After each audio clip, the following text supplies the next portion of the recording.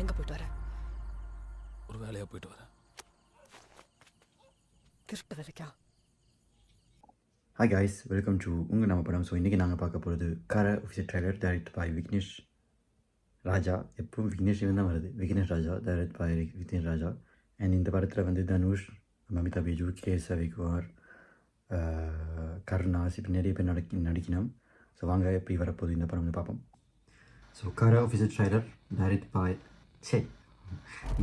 By Vignesh Raja. Written by Por Thozhil director. So மரண waiting இந்த படத்துக்கு.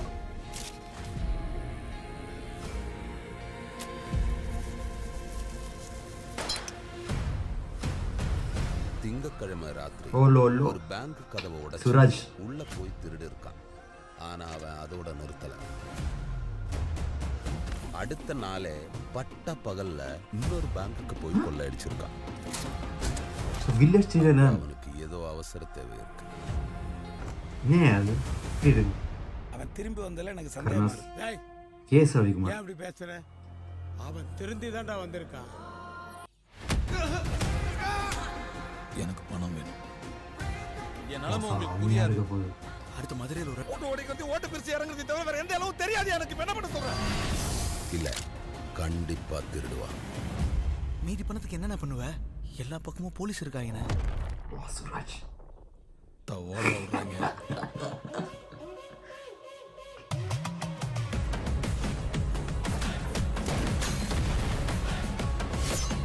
சாங் ரொம்ப சாங்.